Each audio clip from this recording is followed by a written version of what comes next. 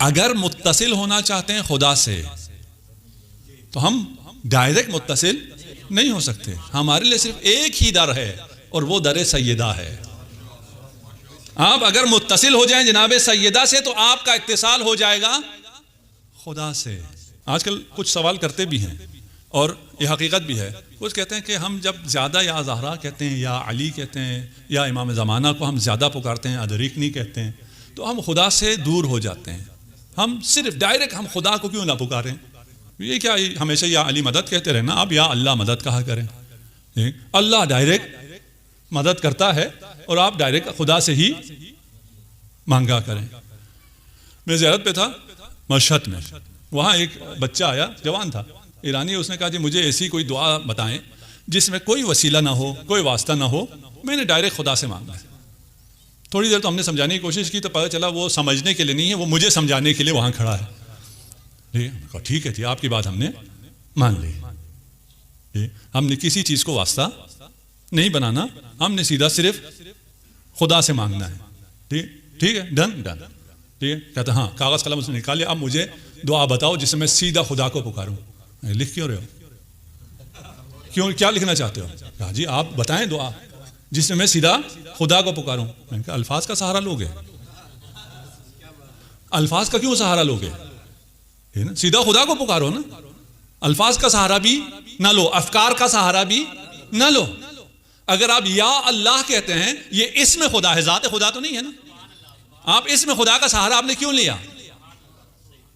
یا اللہ کہنا آپ کو اللہ سے دور کرتا ہے؟ یا اللہ کہنا آپ کو اللہ سے دور نہیں کرتا. کسی نے آج تک کہا ہے کہ میں اگر یا اللہ کہوں تو میں خدا سے دور ہو جاتا ہوں؟ کیوں؟ یہ تو اسم خدا ہے. خدا تو اور حقیقت ہے، اسم اور ہوتا ہے اور مسمى اور ہے، ذات اور ہے. اسی طرح ہے نا. کسی نے آج تک کہا ہے؟ نہیں کہا. اسی طرح اہل بیت اسماء اللہ ہیں. اہل بیت اسماء اللہ ہیں، اللہ کے اسامی ہیں، نام ہیں. آپ اہل بیت کو پکارنے سے خدا سے دور نہیں ہوتے ہیں. آپ اگر امام زمانہ کو پکارتے ہیں، ادریکنی کہتے ہیں، اس کا مطلب یہ نہیں ہے کہ آپ خدا سے دور ہو گئے. آپ کہیں گے نہیں، آپ کہہ تو رہے ہیں لیکن پریکٹیکلی ایسا ہوتا ہے.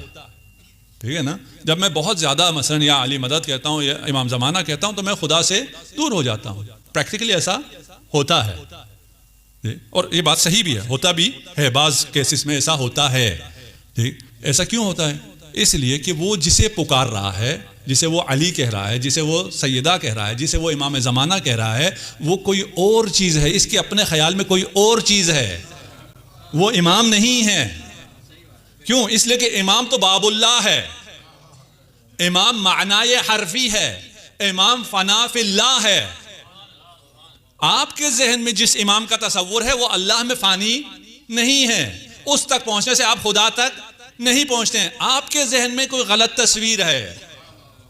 جس تصویر کو آپ پکارتے ہیں وہ امام نہیں ہے. یہ ہو سکتا ہے اور ایسا ہے، نہیں کہ ایسا نہیں ہے، ایسا ہے. اسی لیے ہمارے معاشرے میں اگر اختیارات خدا سے لے کر امیر المومنین کو دے دیں ہم خوش ہو جاتے ہیں کہ اب تو ہماری اپنی پارٹی میں اختیارات آ گئے ہیں، اب ہمارا مسئلہ حل ہے. جبکہ ایسا نہیں ہے. یہ دو پارٹیاں نہیں ہیں.